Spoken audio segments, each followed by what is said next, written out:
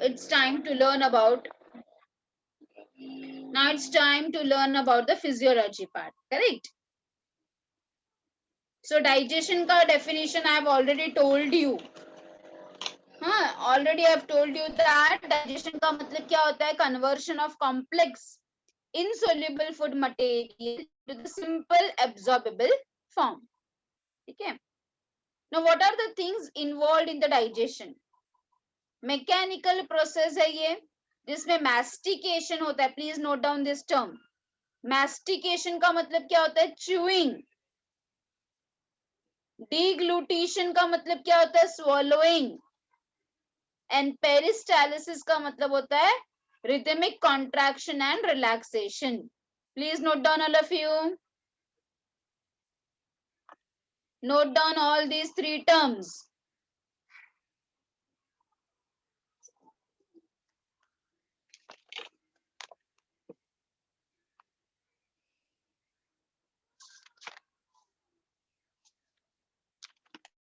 On your video if possible. On your video, all of you.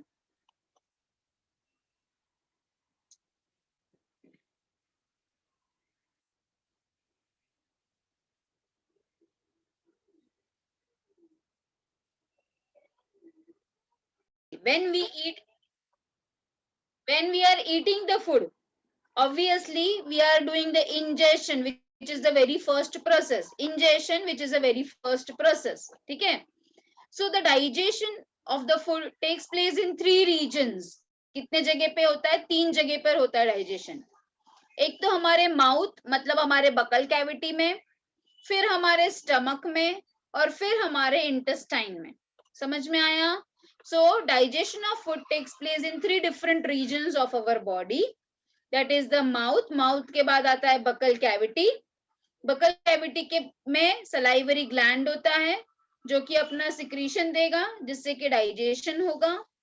फिर the food will go into our stomach wherein the gastric gland will release the gastric juice, liver will release the bile juice, and pancreas will release the pancreatic juice.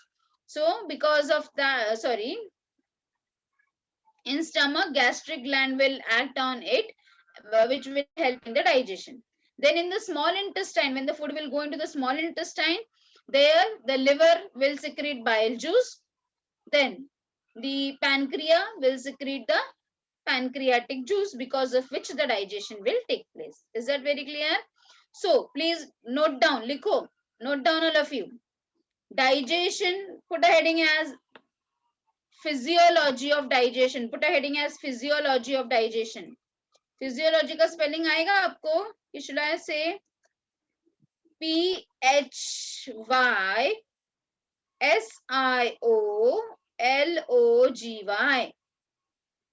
Physiology of digestion लिखो, heading लिखो और उसको 3 part में divide करो. Divide it into 3 parts.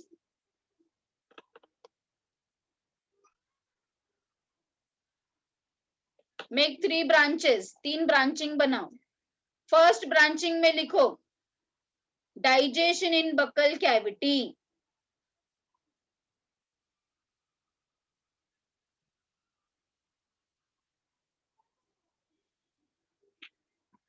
Second branching में लिखो digestion in stomach.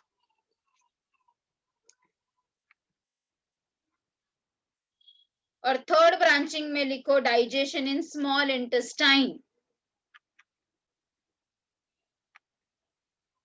So digestion in buccal cavity, digestion in stomach, and digestion in small intestine. Let us first learn the first one, that is digestion in buccal cavity. So again put a heading, digestion in buccal cavity. Again put a heading, digestion in buccal cavity.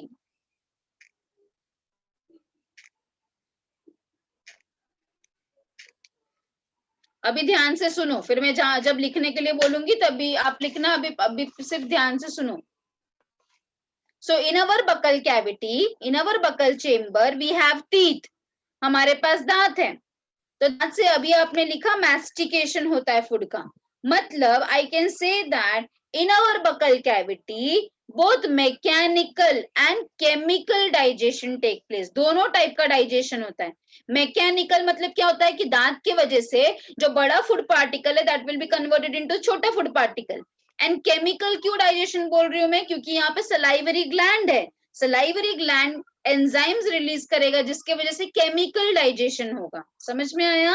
So buckle cavity में I can say that both type of digestion take place, mechanical and chemical.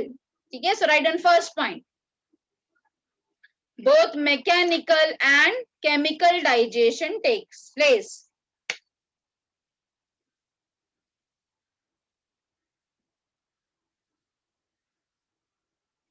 Both mechanical and chemical digestion takes place.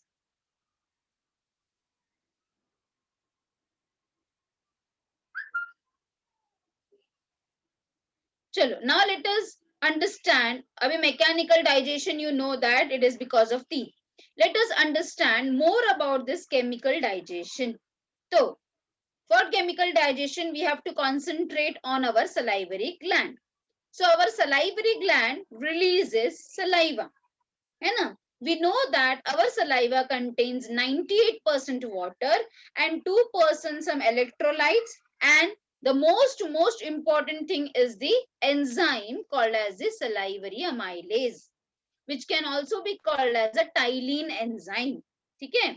So what is the reaction which is taking place in our buccal cavity? हमारे buccal cavity में जो भी हमने starch वाला food खाया है, अब starch वाले फूड में क्या आता है बेटा, राइस आ गया, पोटैटो आ गया, कोई भी स्टार्च वाले फूड जो हम खाते हैं उसका ही सिर्फ डाइजेशन होता है. I am using the word सिर्फ, बाकी प्रोटीन का नहीं होगा, फैट का नहीं होगा, सिर्फ और सिर्फ स्टार्च डाइजेशन कहाँ पर होता है, हमारे बकल कैविटी में. और वो भी थोड़े अमाउंट में, पूरा स्टार्च नहीं डाइजेस्ट होगा, बाकी का जो स्टार्च है वो भी आगे आगे जाके डाइजेस्ट होगा. थोड़ा बहुत स्टार्च का डाइजेशन हमारे बकल कैविटी में होता है. तो कैसे होता है ना, you can see the reaction. Starch in presence of this salivary amylase, which can also be called as a ptyalin, in presence of the pH, we know that the saliva is slightly acidic, so pH is 6.8, it will be converted into maltose. ये isomaltose and dextrin ये आपको लिखने की जरूरत नहीं है अभी के लिए, you have to just write down starch into maltose. लिखो, अब ये रिएक्शन लिखो. buccal cavity has salivary gland. Buccal cavity has salivary gland which secretes saliva.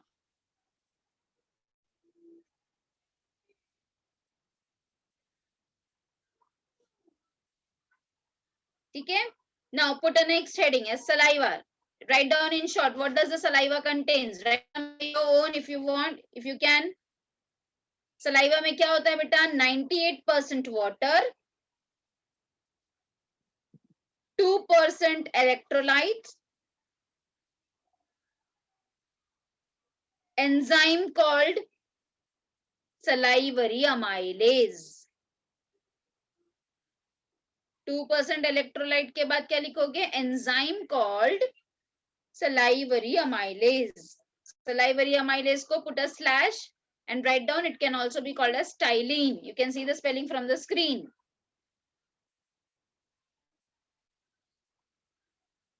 Again put a comma, and lysozymes, lysozyme,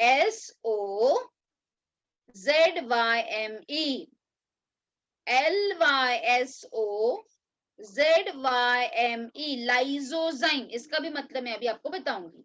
lysozyme का क्या काम होता है, it is anti bacterial. अभी जब आप खाना खा रहे हो ना बेटा, तो खाना खाते वक्त जो भी फूड के साथ जो भी बैक्टीरिया है या वायरस है आजू बाजू के एनवायरनमेंट में, वो अगर गलती से चला गया तो उसको भी तो किल करना है ना. तो सलाइवा के अंदर ऑलरेडी एंटी बैक्टीरियल लाइजोजाइम्स होते हैं जो कि थोड़े बहुत बैक्टीरियाज को ऑलरेडी हमारे माउथ में ही किल कर देंगे. समझा? सो लाइसोजाइम्स का क्या काम है? It is antibacterial and it will prevent from infection, कोई भी इन्फेक्शन से बचाएगा.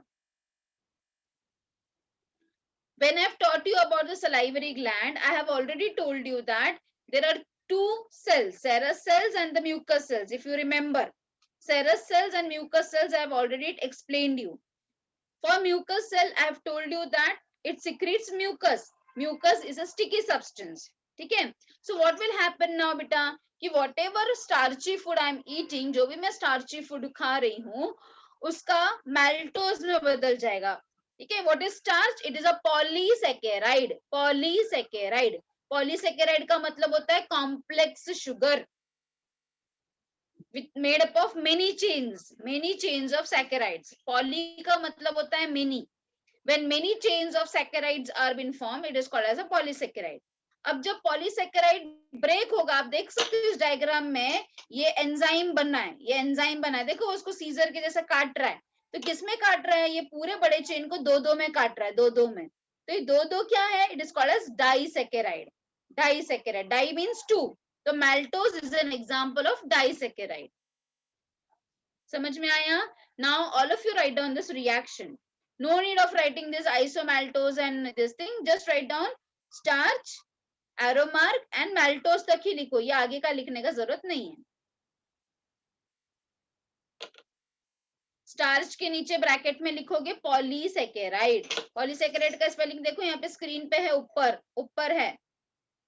और मैल्टोस के नीचे लिखोगे डाइसैकेराइड, उसका भी स्पेलिंग है यहाँ पे. Starch will be converted into maltose. Starch is a polysaccharide and maltose is a disaccharide.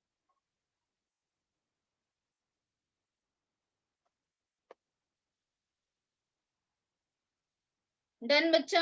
तो आपको क्या इससे समझ में आया है कि हमारे बकल कैविटी में पॉलीसैकेराइड डाइसैकेराइड में बदलता है with the help of a enzyme called as salivary amylase. ठीक है? अब क्या हो गया बेटा? We have grind the food material. हमने छोटा दांत से ग्राइंड किया. हाँ, उस पे सलाइवा ने काम किया, उसमें म्यूकस भी ऐड हो गया. अब ये जो फूड था, हाँ, वो क्या हो गया? एक राउंड बॉल में कन्वर्ट हो जाएगा. समझ में आया? फूड के ऊपर क्या क्या काम हुआ? फूड के ऊपर हमने उसको दांत से चबाया तो वो छोटा हो गया. फिर उसके ऊपर सलाइवा ने काम किया, सलाइवरी अमाइलेज ने काम किया, और फिर म्यूकस भी ऐड हो गया. तो अब क्या हो गया? The food is been converted into a round ball and this round ball is called as bolus. bolus, bolus. So please note down. Food after the action of salivary amylase, food after the action of salivary amylase is converted into a round ball of mass, converted into a round ball of mass called bolus. Put bolus in a box. Important है, bolus को box में डालो और highlight करो.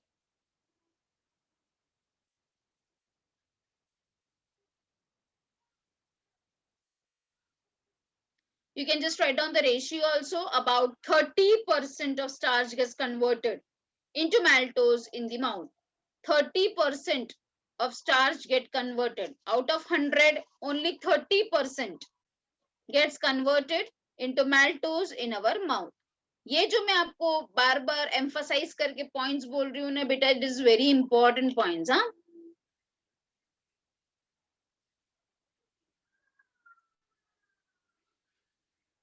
next let us learn the digestion in stomach now. Stomach, we know that our stomach has a gastric gland. पहले सुन के लो, बाद में लिखो. I will give you time to write down बेटा, no worries. पहले आप समझ के लिए सुन के लो. मैं पहले पूरा एक्सप्लेन कर देती हूँ, फिर आप आराम से लिखना. देखो, स्टमक के अंदर होता है गैस्ट्रिक ग्लैंड. गैस्ट्रिक ग्लैंड बनाता है गैस्ट्रिक जूस. ठीक है? अब हम पढ़ेंगे कि गैस्ट्रिक जूस में क्या क्या चीजें हैं. ऑलरेडी मैंने आपको बताया है कि गैस्ट्रिक ग्लैंड के अंदर 3 टाइप के गैस्ट्रिक सेल्स होते हैं, है ना, याद है आपको? पेप्टिक सेल्स, चीफ सेल्स, याद है आपको? You can just turn your page and you can just confirm it. You were having 3 types of cells: mucus cells, peptic cells, chief cells. Mucus cells, peptic cells, chief cells. याद है आपको? Yes, miss. Sorry, peptic cells can also be called as the chief cells and a parietal cells. ठीक है? Okay, तो अब ये जो release करते हैं उससे क्या क्या डाइजेशन होता है, प्लीज नोट डाउन करो. Very very very important point. बाद में मैं आपको लिखा के दूंगी बेटा, प्लीज सुन के लो, अभी मैं लिखा के दूंगी. स्टमक में सिर्फ और सिर्फ प्रोटीन का ही डाइजेशन होता है, नथिंग एल्स, सिर्फ प्रोटीन. आपको जब आप और हायर इसमें जाओगे, this is a favourite question in almost all the colleges and in the NEET exam also. NEET में भी घुमा फिरा के ये क्वेश्चन पूछा जाता है. अभी पहले आपको ये पता होना चाहिए कि प्रोटीन के सोर्सेस क्या क्या है. तो egg is a source of protein. All cereals and pulses are the sources of protein. ठीक है, तो समझो मैंने आपको एक एग्जांपल दिया कि फॉर एग्जांपल XYZ, हाँ, लेट अस से जानवी ने दोपहर को मूंग की दाल खाई. ठीक है, मूंग की दाल खाई, तो उसके कहां पर और कहां पर डाइजेशन हुआ? सिर्फ मूंग की दाल खाई है तो उसका कौन से region will be active for the digestion? तो आंसर शुड बी स्टमक. ठीक है, क्योंकि स्टमक में ही सिर्फ और सिर्फ डाइजेशन होता है प्रोटीन का. उसने कोई स्टार्च तो खाया ही नहीं, उसने तो सिर्फ मूंग की दाल खाई, तो स्टार्च तो खाया ही नहीं, तो सलाइवरी ग्लैंड से जो भी निकला उससे कुछ डाइजेशन नहीं हुआ. पर स्टमक को काम बहुत सारा मिला क्योंकि स्टमक में ही प्रोटीन का डाइजेशन होता है. तो कैसे होता है, let us understand that. Okay, so सबसे पहला pepsinogen. Who secretes pepsinogen? Can anybody tell me? Pepsinogen कौन बनाता है, कौन सा सेल बनाता है पेप्सिनोजेन? बच्चा आप लोग को याद रहना चाहिए बेटा, आपको टर्न करने की जरूरत नहीं पड़नी चाहिए बुक को. चलो ठीक है, तो भी बताओ मुझे.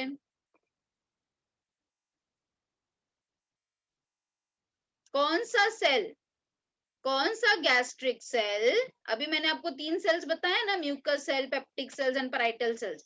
इन तीनों में से कौन सा सेल पेप्सिनोजेन बनाता है? Zymogen. Zymogen, which is also called as a peptic cells. Peptic cells मैंने आपको लिखा के दिया था ना, पेप्टिक सेल्स. इट्स अ जेन. देखो हमेशा याद रखो बेटा, जेन अगर लगेगा लास्ट में, GEN, जेन लगेगा, मतलब it's a trick for understanding. अगर जेन लास्ट में लगा है मतलब it is an inactive form, inactive form में है, उसको अब एक्टिव बनना है. इनएक्टिव फॉर्म है मतलब कि वो प्रो एंजाइम है. प्रो एंजाइम का मतलब जो एंजाइम बनने के पहले का स्टेप होता है उसे हम बोलेंगे प्रो एंजाइम. ठीक है, तो pepsinogen which is secreted by the zymogen, or we can say that it is secreted by the peptic cells, it's a proenzyme, है ना, इससे एंजाइम बनने वाला है. तो इन presence of hydrochloric acid, hydrochloric acid कौन बनाता है? हाइड्रोक्लोरिक एसिड कौन बनाता है? Parietal cells. Parietal cells secretes HCl. समझा? Okay, so pepsinogen in presence of HCl will be converted into an active enzyme, pepsin. Please do understand beta, most of the enzyme, 98% of the enzyme are having suffix at the last called as the ASE.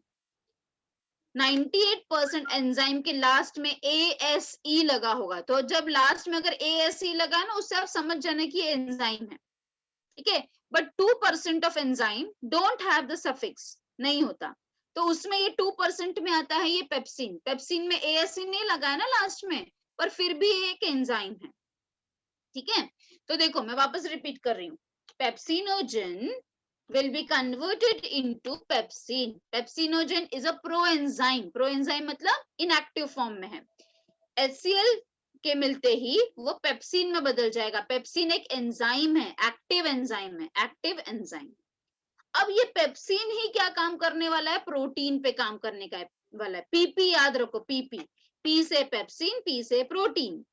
तो protein pepsin के मदद से peptones में बदल जाएगा, ठीक है, peptones में बदल जाएगा। Peptones plus proteoses also we can say, peptones plus proteoses. इतना समझ में आ गया? फर्स्ट टू रिएक्शन सबको समझ में आ गया? All of you have understood the first two reaction? Yes, miss. Okay, अब देखो, ये फर्स्ट टू रिएक्शन हम सबके बॉडी में हो रहा है, मतलब आपके मेरे में सबके बॉडी में हो रहा है।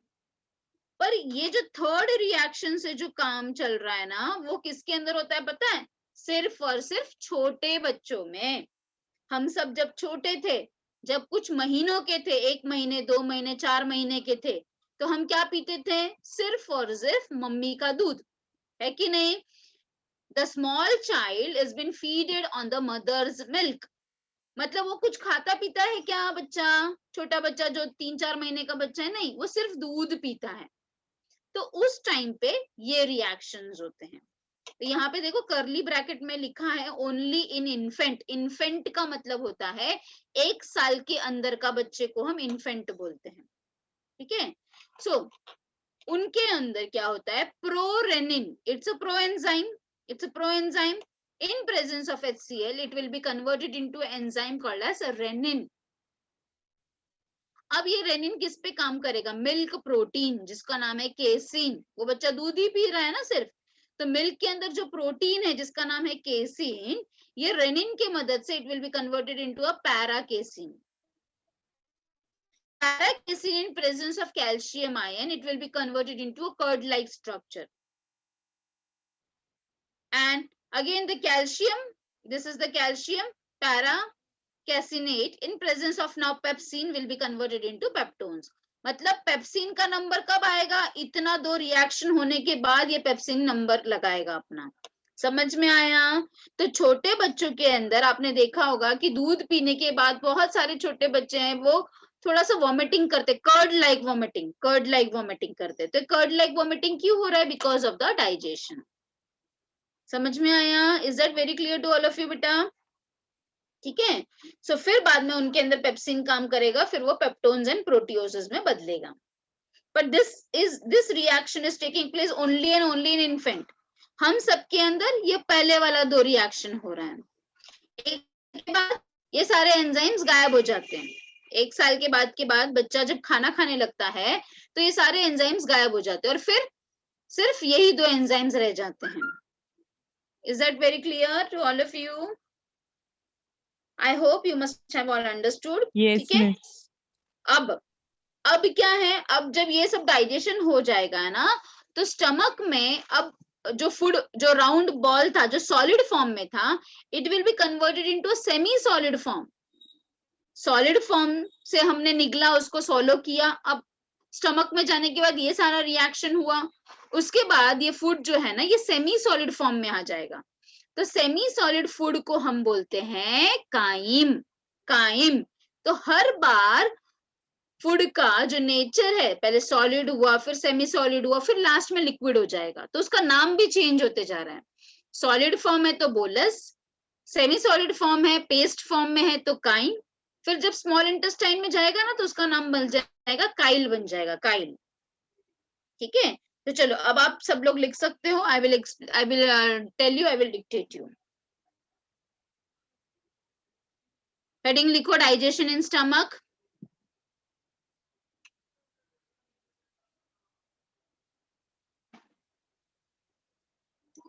Again the same thing, both mechanical and chemical digestion takes place. कैसे? मैकेनिकल कैसे होएगा स्टमक में? स्टमक में दांत है क्या? फिर स्टमक में मैकेनिकल कैसे होएगा? पेरिस्टालिसिस होता है। हाँ, पेरिस्टालिसिस होता है। पेरिस्टालिसिस से होता है। ओके, सी अब लास्ट लेक्चर में मैंने आपको जब टीएस ऑफ स्टमक बताया था, तब मैंने बताया था कि स्टमक में 3 मसल्स होते हैं, longitudinal muscle, circular muscle, oblique muscle. तो ये जो मसल्स है ना, ये स्टमक के अंदर फूड को इधर से उधर, इधर से उधर फुटबॉल के जैसा फेंकते हैं, जिसके वजह से मैकेनिकल भी डाइजेशन होता है स्टमक में। समझा? तो आपको समझा इसका आंसर?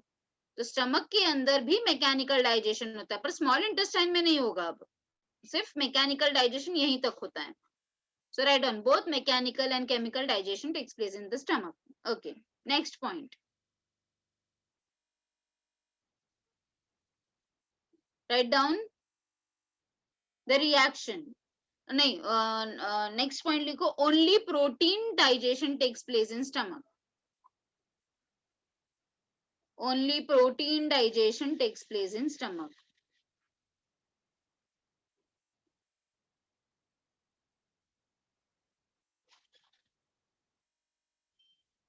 Next लिखो in adult. In adult. Next heading लिखो in adult.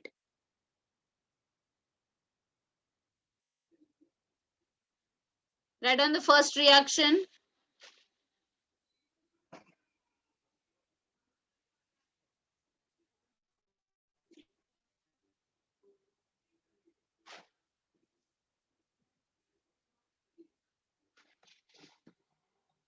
Only the first reaction. You can write down bracket में पेप्सिनोजन के नीचे ब्रैकेट में लिखो इनएक्टिव एंजाइम. इनएक्टिव एंजाइम इसके नीचे ब्रैकेट में लिखो पेप्सिनोजन के इनएक्टिव एंजाइम. और HCl का जो एरो मार्क है ना, ये एरो मार्क के नीचे आप लिखो pH 1.8. pH 1.8 बहुत ही ज्यादा एसिडिक. pH 1.8. HCl के नीचे वाला जो एरो मार्क है यहाँ पे जगह है ना, वहां पे आप लिख सकते हो pH 1.8. और फिर क्या करोगे, पेप्सिन के नीचे ब्रैकेट में लिखो active enzyme. Active enzyme.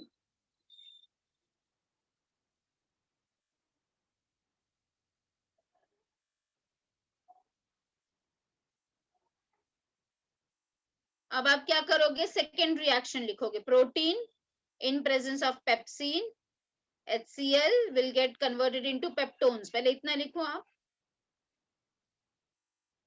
Peptone plus एक और चीज आप लिख सकते हो, पेप्टोन्स प्लस प्रोटियोसिस. प्रोटियोसिस का स्पेलिंग मैं बताती हूँ आपको, पहले आप इतना लिखो.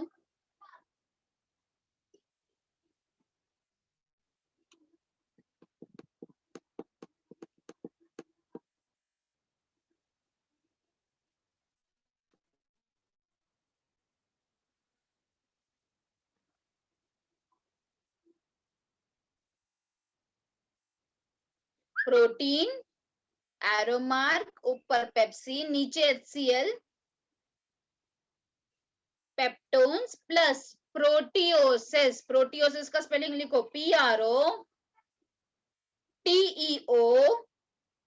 PROTEOSES. PROTEOSES. प्रोटियोसिस. ठीक है, तो ये सब हमारे बॉडी में होता है. ठीक है, अब लिखो heading in infant. In infant. Infant का मतलब चाहिए तो लिख लो. Child below 1 year is called as infant. अगर जिसको चाहिए वो लोग लिख लो, जिसको पता है लेट इट बी. इन्फेंट में क्या होता है, सो राइट डाउन. इन्फेंट में फर्स्ट वाला रिएक्शन लिखो प्रोरेनिन. थर्ड वाला, सॉरी, फर्स्ट वाला मतलब ये इन्फेंट का फर्स्ट वाला, ये वाला लिखो prorenin. In presence of HCl will be converted into renin. लिखो फर्स्ट वाला prorenin in presence of HCl will be converted into renin.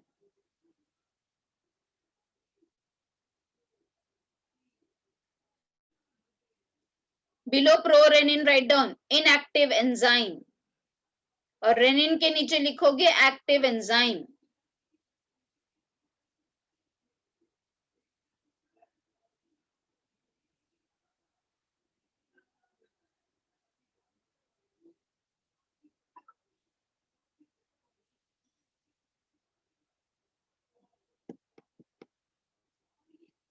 लिखा. उसके बाद सेकेंड रिएक्शन लिखो, ये वाला second reaction. casein in the milk protein in presence of renin it will be converted into para casein.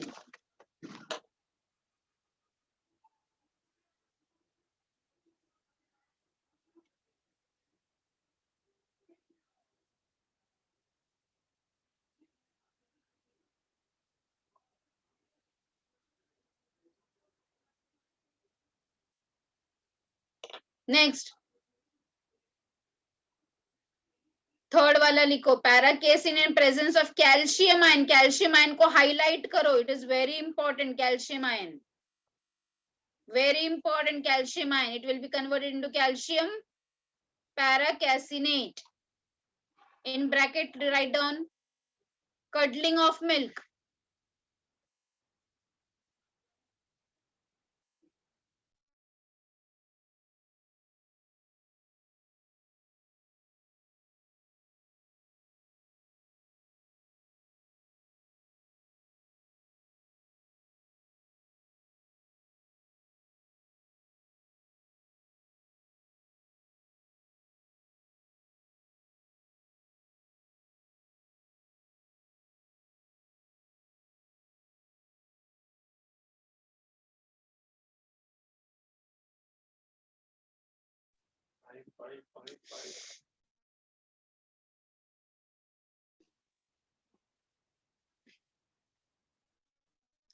Here you can write down curdling of milk, it is called as curdling of milk. And lastly write down this calcium paracasinate in presence of this pepsin will be converted into peptones and proteoses. So वापस वही pepsin वही काम करने वाला है, peptones plus proteoses.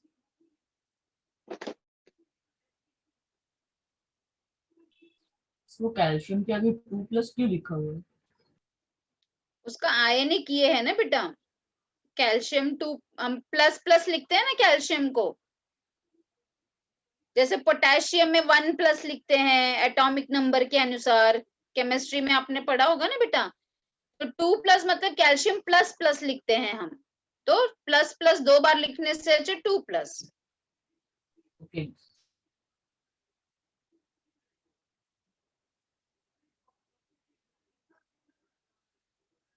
Last वाला reaction भी लिखा बेटा आपने सबने। अब एक इंपॉर्टेंट पॉइंट करके लिखो, स्टार मार्क करके लिखो, रेनिन। ये रेनिन जो नाम का एंजाइम है, renin is absent in adults. Renin is absent in adults. Important point.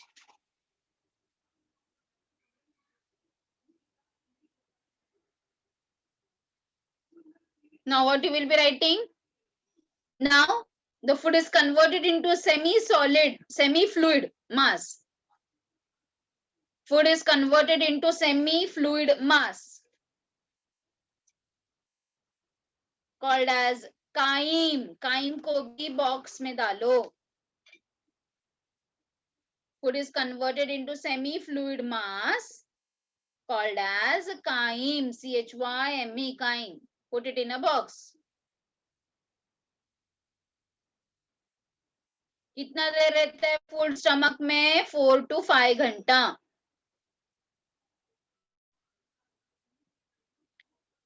After further studies, it is also find out that ये भी एक चीज पता चला है कि हमने अभी तक क्या पढ़ा है कि हमारे स्टमक में सिर्फ और सिर्फ प्रोटीन का डाइजेशन होता है, पर अभी नए नए स्टडी से ये भी पता चला है कि स्टमक में थोड़ा बहुत लाइपेज एंजाइम भी होता है, लाइपेज एंजाइम, जो कि थोड़ा बहुत लिपिड का भी डाइजेशन कर पाता है। So this is the latest study giving you the notice that the gastric lipase enzyme helps in the digestion of lipid also. If you want you can write down, but it in a very small quantity. ज्यादा protein का ही digestion होता है, थोड़ा बहुत lipid का भी होता है with the latest study. So please note down the last point also. This last point you can note down.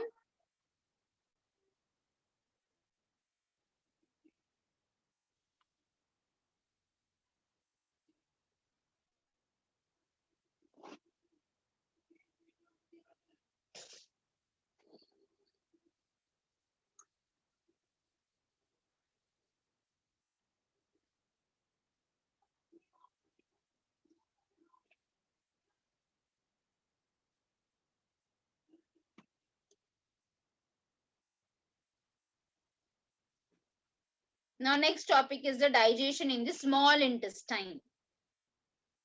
अब ये जो काइम है जो स्टमक में था, वो पेरिस्टालिटिक मूवमेंट्स के वजह से, पेरिस्टालिटिक मूवमेंट की वजह से पाइलोरिक स्फिंक्टर ओपन होगा. Now you should remember all this term. Stomach में पाइलोरिक रीजन था, पाइलोरिक स्फिंक्टर ओपन होगा और पाइलोरिक स्फिंक्टर ओपन होते ही फूड कहां पर जाएगा, हमारे स्मॉल इंटेस्टाइन के डिओडेनम में जाएगा, ये वाले हिस्से में जाएगा, डिओडेनम में. डिओडेनम में का क्या खास बात था कि यहाँ पे लिवर भी ओपन होता है और यहाँ पे पैनक्रिया भी ओपन होता है. So liver will also pour its enzyme and pancreas will also pour its enzyme. So maximum digestion takes place inside the duodenum. फिर उसके बाद जब फूड यहाँ पर आएगा हमारे जेजुनम के अंदर, यहाँ पे भी intestinal juice will act on it and again further digestion will take place. Always note down that full digestion of the food will take place inside the small intestine. ठीक है. So chyme is now mixing with the succus entericus. What is succus entericus? If you remember, intestinal juice को succus entericus भी कहा जाता है. Intestinal juice, pancreatic juice and bile juice. Bile juice has been given by the liver. Pancreatic juice, bile juice दोनों duodenum में open होता है through the hepatopancreatic duct. So note down this point. Pancreatic juice and bile juice reaches the duodenum through hepatopancreatic duct को mark करो, important लिखो. Hepatopancreatic duct is important.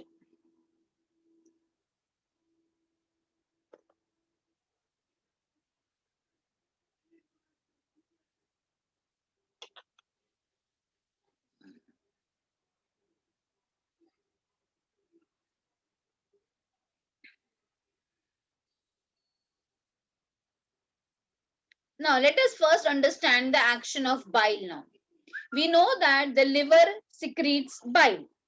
पहले हम bile के बारे में जानते हैं. First of all, bile helps in emulsification of fat. That I have already explained you. Emulsification का मतलब मैंने आपको simple term में बताया था, softening of the fat. So what is emulsification? You can note down. It is a conversion of fat into micellar.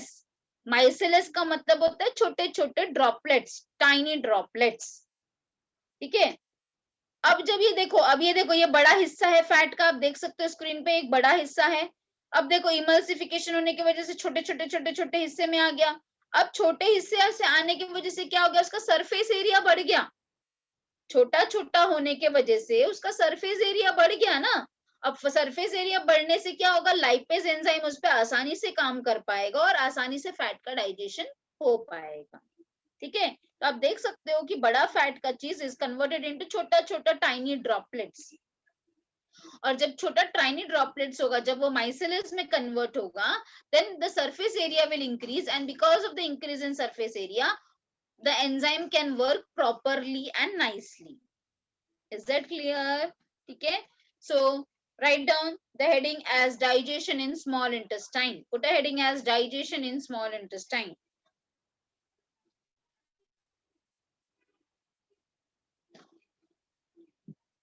वो तो आपने लिखा ही, ये वाला पॉइंट भी आपने लिखा था, हेपेटोपैनक्रियाटिक डक्ट भी लिखा था. अब आप क्या लिखोगे heading? Liver secretes bile juice. Liver secretes bile juice. पहले मैं आपको थोड़ा सा बाइल जूस के बारे में ही बताना चाहूंगी. Wait. Okay. Write down about the bile juice, all of you. It is dark green color fluid. Bile juice कैसा दिखता है? Dark green coloured fluid.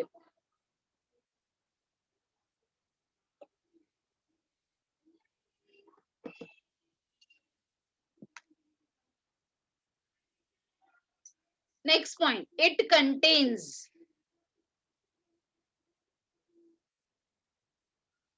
It contains, जहां पे आपने इट कंटेन्स लिखा है ना, उसको 4 ब्रांचिंग करो, 4 ब्रांचिंग. इट कंटेन्स को ऐसे नीचे करके 4 ब्रांचिंग करो, 1 2 3 4. हम लिखने वाले हैं कि बाइल जूस में क्या क्या चीजें होती है. तो बाइल जूस में 4 चीजें होती हैं. फर्स्ट चीज क्या लिखोगे, फर्स्ट इस पे क्या लिखोगे, बाइल पिगमेंट। बाइल पिगमेंट मतलब colour, bile colour, bile pigment.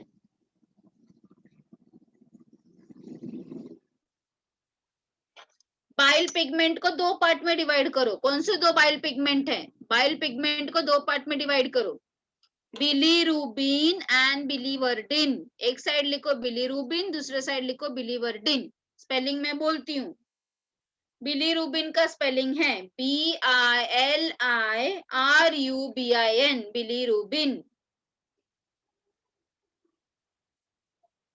ये भी बहुत इंपॉर्टेंट टॉपिक है। हाँ, BILIRUBIN, बिलीरुबिन। और दूसरे साइड क्या लिखोगे, biliverdin, BILIVERDIN, biliverdin, BILIVERDIN, biliverdin. लिख लिया। तो ये क्या है, बाइल पिगमेंट है। तो ये बाइल पिगमेंट कौन से हैं बेटा, अभी आपको भूलना नहीं है ये चीजें। Bilirubin, biliverdin, which is giving dark green color to the bile juice. Point number 2 पे लिखो, दूसरा कौन सा चीज है, बाइल सॉल्ट। दूसरा कौन सा चीज है, बाइल सॉल्ट।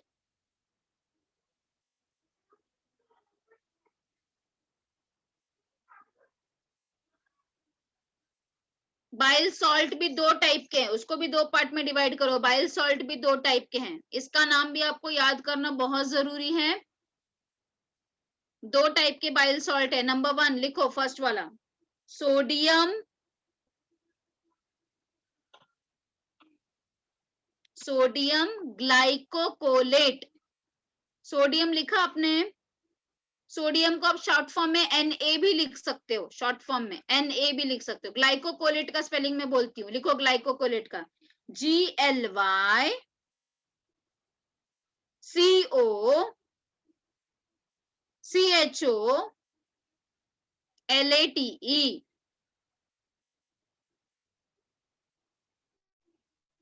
वापस आई एम रिपीटिंग, ग्लाइकोकोलेट का स्पेलिंग, सोडियम ग्लाइकोकोलेट क्या है, GLYCOCHOLATE। तो एक हो गया सोडियम सोडियम ग्लाइकोकोलेट हो गया। दूसरा वाला कौन सा है वो भी लिखो, सोडियम, वापस सोडियम टोरोकोलेट। टोरोकोलेट स्पेलिंग क्या है, TAURO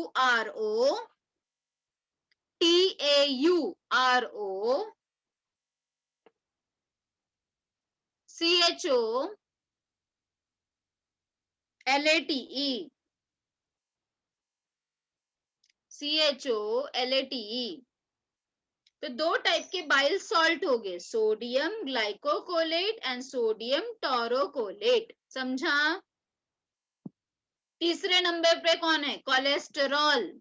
तीसरा नंबर क्या है, कोलेस्टेरॉल, CHOLESTEROL, कोलेस्टेरॉल। एंड चौथे नंबर पे कौन है, फॉस्फोलिपिड, फॉस्फोलिपिड।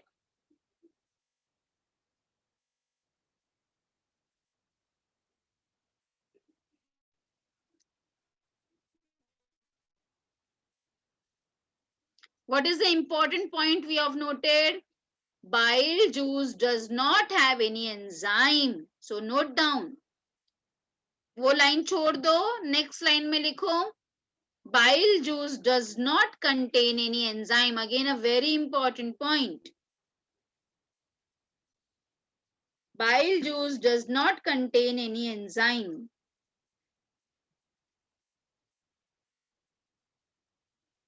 अच्छा, तो मैंने भी आपको जो चार चीजें बताई कि बाइल जूस के अंदर होता है bile pigment, bile salt, cholesterol and phospholipid. इन दोनों में से बाइल सॉल्ट जो है वही इमल्सिफिकेशन कराता है। Bile salt he emulsification of fat कराता है। बाइल पिगमेंट जो है वो ब्रेकडाउन ऑफ आरबीसी से बनता है and it is imparting colour to the faeces. Stool का जो कलर होता है ना, फीसिस का जो कलर होता है ना, वो बिलीरुबिन और बिलीवर्डिन के कारण ही होता है। समझा। Okay, so Next point, write down. Bile helps in emulsification of fat. Bile helps in emulsification of fat. और इमल्सिफिकेशन का मतलब क्या होता है, जो ब्रैकेट में दिया है आप सेम टू सेम लिख लो. इमल्सिफिकेशन का मतलब आप लिख लो स्क्रीन पे से देख के. Bile helps in emulsification of fat.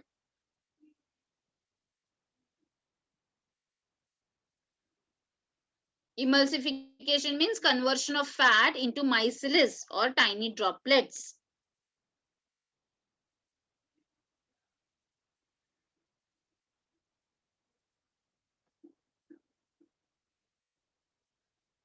Done, all of you?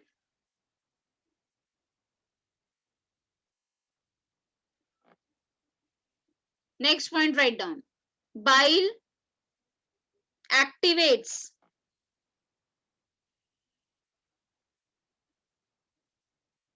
lipase enzyme. You can see the spelling lipase ka. Bile activates lipase enzyme for digesting lipid or fat. Bile activates lipase enzyme for digesting lipid or fat.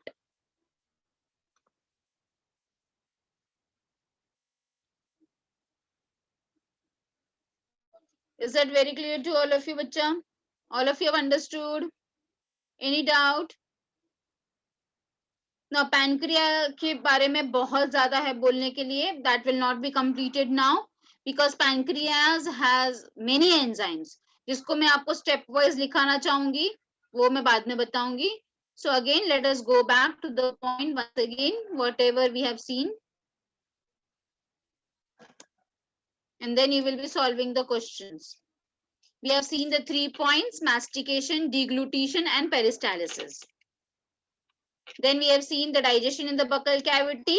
हमारे buccal cavity में सिर्फ और सिर्फ starch का ही digestion होता है. Starch is a type of polysaccharide. Polysaccharide का मतलब होता है complex sugar. With the help of salivary amylase, it has been converted into disaccharide. अभी तक monosaccharide नहीं हुआ है, सिर्फ disaccharide तक ही पहुंचा है. ठीक है, monosaccharide में कब होगा? Small intestine में होगा. Only 30% of the starch has been converted over here. ठीक है, और मैंने क्या बताया, सलाइवा के अंदर एक लाइजोजाइम्स होता है जो कि जब हम खाते हैं और उस दौरान कुछ बैक्टीरिया या जर्म्स गए तो उसको किल कर देता है. Then we have talked about the stomach. Stomach में सिर्फ और सिर्फ प्रोटीन का डाइजेशन होता है. बड़ों में अलग होता है और बच्चों में, इन्फेंट में थोड़ा प्रोसेस अलग होता है. What happens actually in adult? Pepsinogen has been converting, which is an inactive enzyme. It has been converted into pepsin. Again, this proteins, whatever proteins we have ate, जो भी हमने protein खाया है, it will be converted into peptones plus proteoses. But in case of infant, which are only feeding on milk, what happens in them? Prorenin has been converted into the renin enzyme.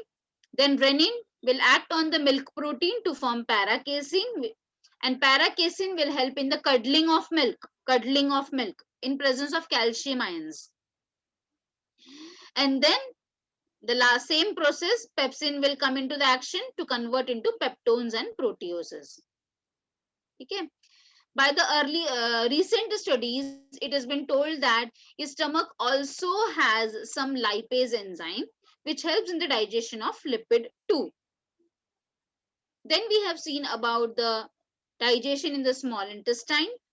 In our small intestine, duodenum plays a very important role because in our duodenum, both of the liver as well as pancreas opens. Liver is giving the bile juice and pancreas is giving the pancreatic juice. The common opening is called as a hepatopancreatic duct. Then we have talked about the liver secretion, which is called as a bile juice. I told you that the bile is a dark green colored fluid. It contains 4 things. First is the pigment, which are because of which it is green color. There are two types of pigments, bilirubin and biliverdin. This bilirubin and biliverdin are been formed by the breakdown of RBC, and these are giving color to the feces or the stool. Point number 2 is the bile salt.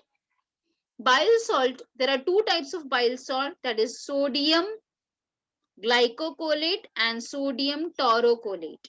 This bile salt helps in the emulsification of fat. What is emulsification? It is the conversion of fat into micelles or a tiny droplets. Point number 3 which is present is the cholesterol, and point number 4 is the phospholipid. Why emulsification is so important? Because lipid after emulsification, as it has been converted into small droplets, the surface area increases, and because of increase in surface area, the lipase enzyme can easily act upon it. Bile also activate करता है enzyme को, उसके खुद के पास enzyme नहीं है. Bile does not have enzyme, but it is activating, मदद करता है lipase enzyme को बनने में. It is activating the lipase enzyme, जिससे कि फैट का डाइजेशन आसानी से हो पाता है. Got it, all of you? ठीक है? And this was all about, and most important thing, one more point I've missed is bile is alkaline in nature. Bile कैसा होता है? इसमें salt है ना बेटा, तो salt है, जब भी कभी salt होता है तो उसका nature कैसा होता है? Basic nature होता है, या alkaline nature होता है. ठीक है? So bile juice is alkaline in nature. तो इसका मतलब अब जो भी रिएक्शन होंगे आगे स्मॉल इंटेस्टाइन में, जो भी रिएक्शन होंगे वो हमेशा अल्कलाइन कंडीशन में ही होंगे. स्टमक तक ही एसिडिक कंडीशन में रिएक्शन हुआ, अब आगे जो भी रिएक्शन होंगे वो कौन से इसमें होंगे? अल्कलाइन कंडीशन में होंगे. किसके वजह से होंगे? बाइल जूस के वजह से होंगे. समझ में आया? Is that very clear to all of you? सबको समझ में आ गया है? चलो अभी हम लोग ये थोड़ा क्वेश्चन देखते हैं. लास्ट टाइम मैंने आपको पूछा नहीं था, ये वाले क्वेश्चंस नहीं पूछे थे ना बेटा, मैंने आपको पूछे थे, तो आप मुझे इसके क्वेश्चंस के आंसर्स बताओगे. लेट मी सी कौन कितना कितना पढ़ाई किया है. चलो बताओ, who will tell me the answer? You can unmute yourself and tell me the answer. आप खुद से ही अपने मन से जिसको आता है वो अनम्यूट करके बोलो, सॉरी म्यूट माइक ऑन करके बोलो. Largest salivary gland is, What should be the answer? Let me see. Last time किसने किसने अच्छे से पढ़ाई किया था टेक्स्ट बुक का? पैरोटिड. वेरी गुड बेटा. Parotid gland. पैरोटिड ग्लैंड किधर होता है? हमारे कान के सामने, हमारे in front of the year. front of ear. Next question.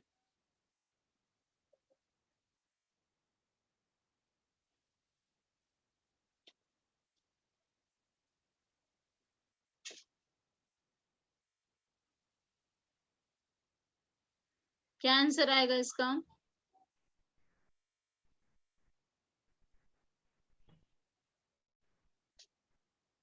सोचो, आज ही तो हमने इसके बारे में डिस्कस किया, इतना टाइम लग रहा है आंसर बोलने के लिए. आज ही तो मैंने आपको गैस्ट्रिक ग्लैंड्स के बारे में बताया ना बेटा. तो इन सब में से, इन चारों में से कौन सा गैस्ट्रिक ग्लैंड नहीं है, which is not a part of a gastric gland? Paneth cells. Very good. Paneth cells. Paneth cells. Very good बेटा. Next question.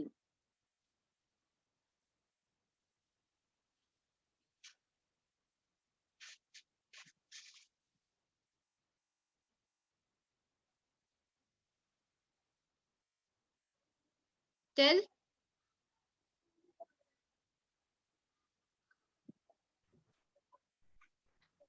क्या आंसर है? Pancreas and mucus secretion. Kupffer cells are concerned with. Kupffer cells किधर होते हैं? कफर cells किधर होते हैं बेटा? Where are the Kupffer cells present? Which organ? liver Have you and all- mucus secretion. पहले मैंने क्या क्वेश्चन आपको पूछा, उसका आंसर मुझे बताओ। कफर सेल्स कहाँ पे प्रेजेंट? लिवर, ठीक है। फिर मैंने आपको क्या बताया था कि कफर सेल्स का काम क्या था? डिस्ट्रक्शन ऑफ आरबीसी बताया था मैंने। It helps in the destruction of RBC, it helps in removing the dead cells, cell debris निकालने में काम करता है, बताया था ना मैंने। Have you all not noted down? तो Yes. कफर सेल्स का आंसर आएगा लिवर एंड फैगोसाइटोसिस, ठीक है। फैगोसाइटोसिस का मतलब है एनगल्फिंग, एनगल्फिंग। तो कफर सेल्स लिवर का क्या करता है? डेड सेल्स को, सेल डेब्रीज को एनगल्फ करता है, ठीक है। So first should be the right answer, liver and phagocytosis. चलो इसमें से ऑड मैन आउट बताओ कौन आएगा?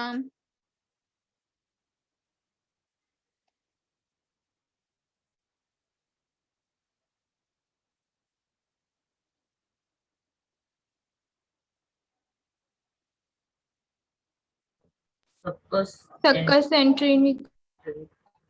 सी वाला। क्यों? See, Why? डिओडेनम में आता है ना, हाँ, बाकी सब Miss duodenum. intestinal juice is also called as succus intestinal. हाँ तो Miss इसमें B odd and C man, option is same. is that so? Is that so?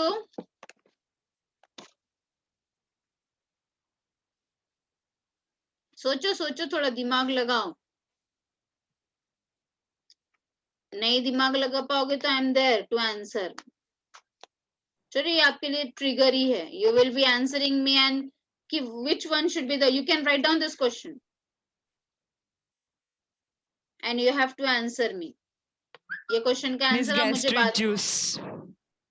ऐसे थोड़ी ना, एक जन गैस्ट्रिक जूस Because बोलेंगे, it एक is जन acidic in nature very good, शाबाश, right and answer, other all are alkaline.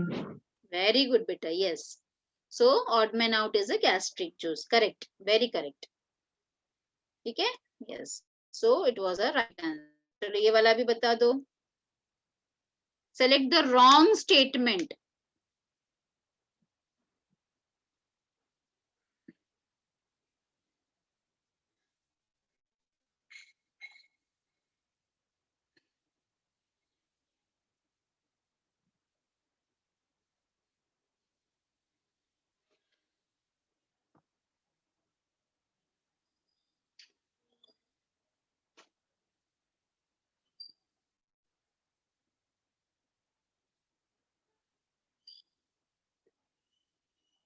इसका फोटो ले लो और फिर फाइंड आउट करके बताना,